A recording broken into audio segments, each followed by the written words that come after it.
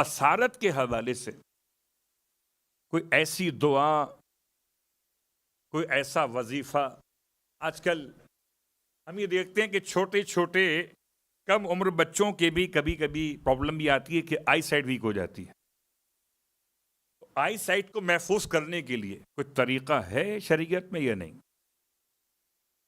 سب سے آسان طریقہ کہ جس سے اپنی آئی سائٹ بچانی ہو، اسے چاہیے روز ناظرہ قرآن کی تلاوت کرے، قرآن کو دیکھ کے پڑھے. جتنا قرآن کو دیکھ کے پڑھے گا اتنا اس کی آئی سائٹ بہتر ہوگی. شرط یقین ہے، شرط تجربہ نہیں ہے. جس سے یقین نہ ہو، تجربہ کرنا چاہے، اس سے معذرت.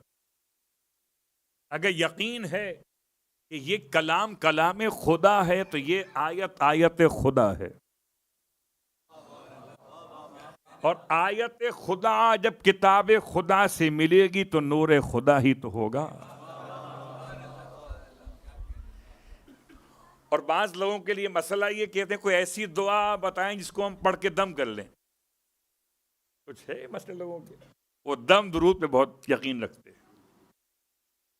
اس کے لیے سب سے بہترین انسان کی قوت بصارت کو مضبوط بنانے کے لیے آیت الکرسی کی تلاوت.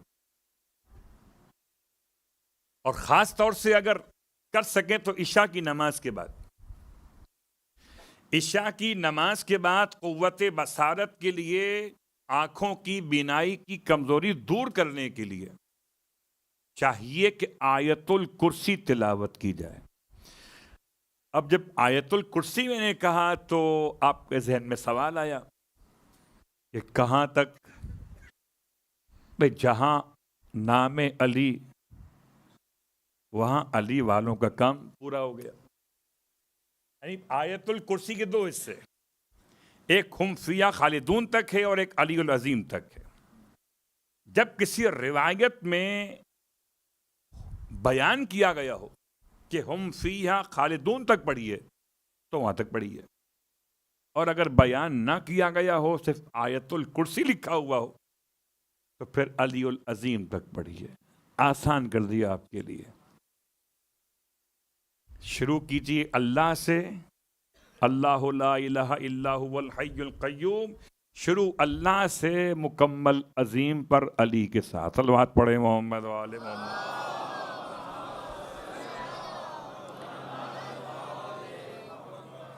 آیت الکرسی پڑھنے کے بعد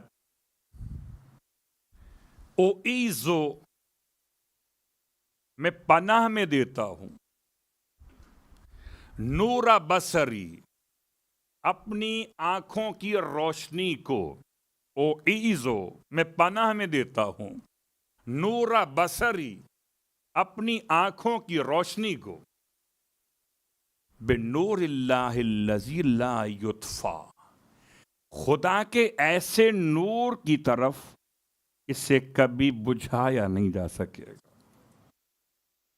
یہ دعا اگر ایسے یاد نہ ہوئی ہو تو کتاب مفاتیح الجنان سے باقیات صالحات میں بیماریوں کے حوالے سے جو دعائیں نقل ہوئیں اس میں جا کر دیکھ لیجئے گا. آنکھ کے مسئلے میں یہ دعا موجود ہے.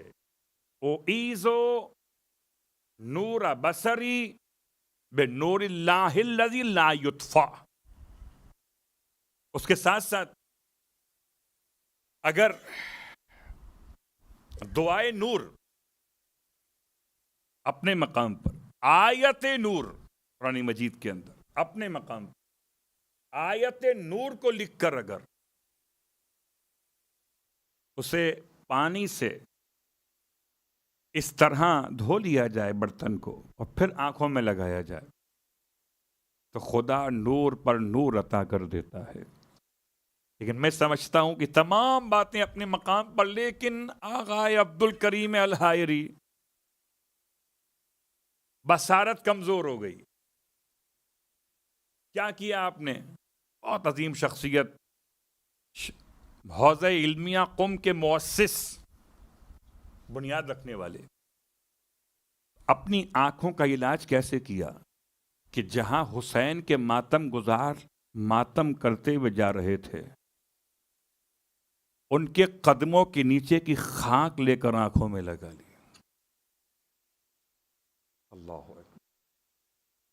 اور اس خاک کی برکت سے خدا نے اس عظیم عالم کی آنکھوں کو شفا عطا فرمائی ہے. دولت یقین چاہیے. صلوات پڑھے محمد و آل محمد.